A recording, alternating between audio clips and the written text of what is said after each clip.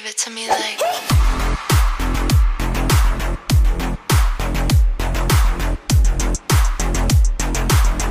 Hello po, magsusuman ako. Nakabili ako ng dahon ng saging.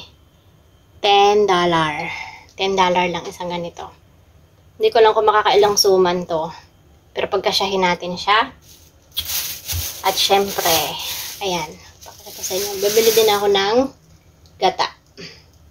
Diba pag magsusuman, inaano sa gata. Tawag doon, niluluto sa gata. So, first time kong magganito guys. First time ko. Kasi sa amin, yung inay ko ang gumagawa ng ganito. So, napaibig ako ng suman. Kaya, sasamahan niyo akong gumawa ng suman. Tara! Tapos, ayan. Magluluto ako ng dalawa lang. 2 cup lang kasi itatry ko lang siya. Kailangan natin siyang takalin. Para masukatin natin yung ating tubig. First time ko lang magluto nito. Yung gagawing suman. Tingnan natin. Hugasan muna natin. Kasi natatandaan ko na ito. Pagka nagluluto ng ganito, hinugasan nyo ng madami. Daming beses. Kasi daw, the more na yung hugas ay madami. Kasi ilang araw daw, ilang beses yung hinugasan. Ganun din daw katagal yung hindi mapapanit yung suman. So, hugasan natin ng ilang beses. Sayang naman yung natapos.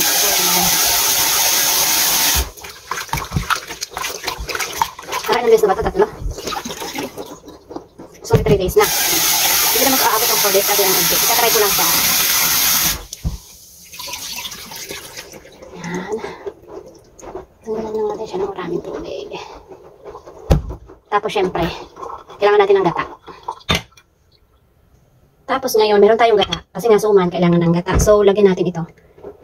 Yun. 1:1. Isang gata na ganito. Kasi sabi ng aking pamangkin, dapat daw ay lagyan siya ng tubig. So, kuha tayong tubig. Lagyan natin siya ng tubig. Ang ginamit kong tubig ay yung galing sa, yung mainit na siya. Sa pinakulo. Kasi 1:1 daw. Lagyan natin. Hugas lang ako ng kamay. Para mahalo natin. Sayang yung natapon. Ito na. Okay. Tama nga naman sa sukat. O, diba? Yun o. Ito. Tingnan natin. Luto na natin. Yan. Tingnan natin kung anong kakalabasan ng ating sinaing. Hello po. Ito na nga pala yung aking banana leaves na binili kahapon. Tingnan ko lang siya luluto kasi nga wala akong kakamaw. So, ayan. Ang dami pala niya. $10. Ayan. Ngayon, ang gagawin natin, aanahin muna natin, isasalab natin sa apoy, tawag sa mga baranggasin is isasalab. Ano nga yun? Lulutuin sa apoy para pag ginawa natin, hindi siya puputok. Tara, lutuin. Salabin na natin. Ayan, ngayon, dilitin natin. Tapos ating isasalab sa apoy. Ito lang gagawin natin. Para, yung ating dahon ay maluto. Ayan, ito ang ano, pag hindi talaga nasasalab, nakukunit siya. Malutong yung dahon. So, ayan, mamaya natin pupunasan. Ayan. Ayan natin sa apoy. Diba? Wah, mainit. Saya, puro dapat. Ano ba natin?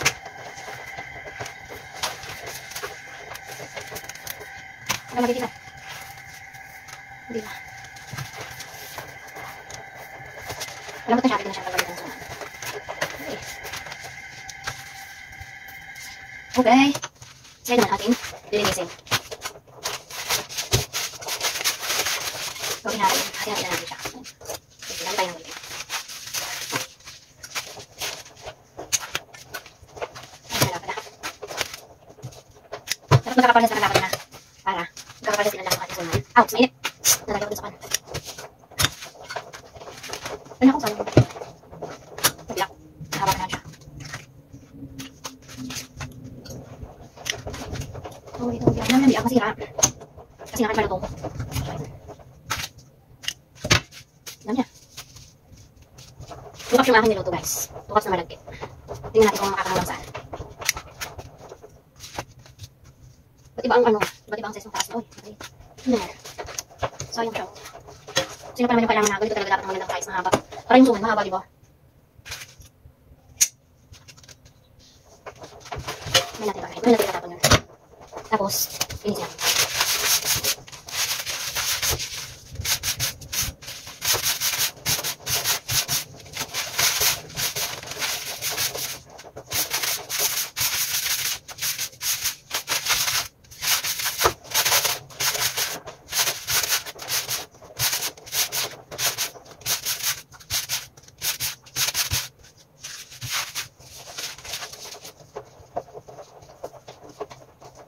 Bakit sa inay ko kasi ganito? Pinapantay yung dulo. Hindi. Tapos, saka siya bukupitin. Oo, yun sa'yo yung maliit.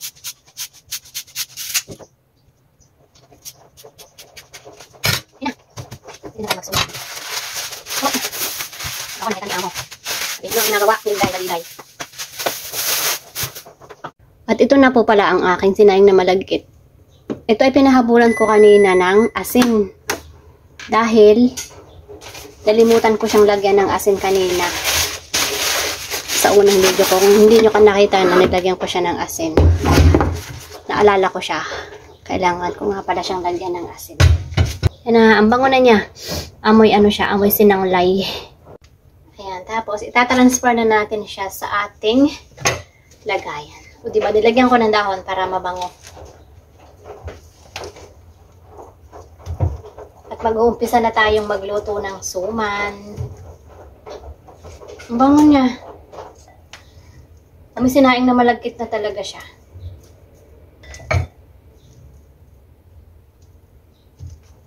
Yun. At pwede na tayong gumawa ng suman ngayon, mga kapatid. Ayan na. Tara, gawin na natin. Ayan na, luto na tayo. Ay, luto. Magawa na tayo ng ating suman. Tatry tayo. Ayan na, umpisahan na natin ang ating suman. Ilang gawin kaya ito? Sana makarami. Oo.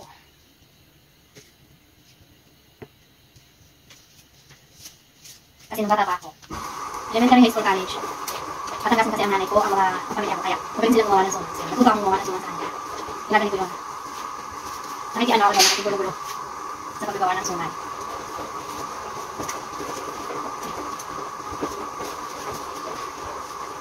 Yun o. Okay. Dami siya gata. Maliit. Ako pa naman ang kanto.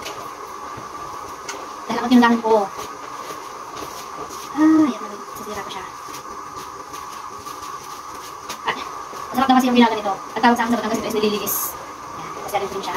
Di ba? Masyadong maliit naman ako. Tapos ganito, hindi dinugin. Taran! Yung liit na. Okay lang yan. First time lang naman eh. Di ba? Dapat daw. Ito lang inay ko sa akin ay ginagad ko siya. Para pag niluto mo siya, hindi papasok ang tubig sa loob ng suman. Di ba? Meron akong isa. Siguro medyo lalaki-laki yan ko. Depende kasi sa dahon. Masyadong maliit yung dahon. Pumuputok siya o tumanga. Ano yan? First time nga eh. First time. Oh, wait. Next time pala, bibiliin kong dahon ay yung dalawa. Kasi niliit yung dahon. Dalawang tig 10. Ang liit. Nakayan ko lang to. Kasi pag sariling buha mo yung dahon, paano mo yung laki?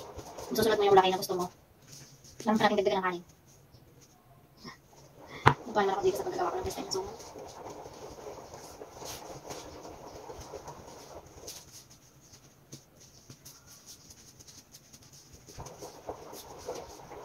Alam ko na, yung maliliit na malalapat na yun. Buhin ko na lang siya kan, tawag to. Yung malisusok. Ay, pumutok na nga, ayan na. Ay! Hindi magandang pagkaano. So, ito, kailangan pa natin dagdagan ng kanin. Kasi lumakan na yung dahon. Yan ako, kailangan pala salutuin pa natin yung dahon.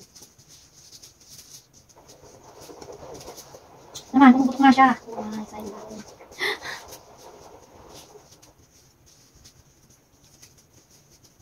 Ito talaga daw ang suman, hindi hilot-hilot yan. Parang gumilog. Ano ba? Yun o, ganun o. O, di ba? Parang tumigas.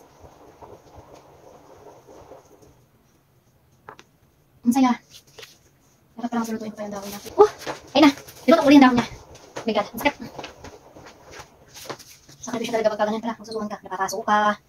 Puputukan ka ng dahon.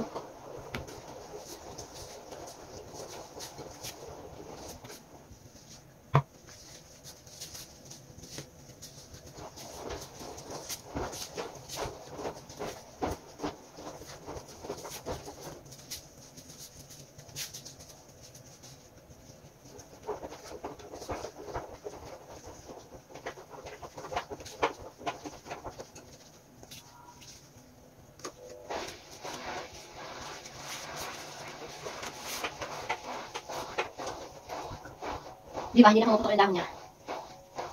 So, nabusog yung suman ko, oh. Tigas. Sana lang mamaya pag naluto siya, tigas din. At ayan na nga ang suman. Suman. Okay.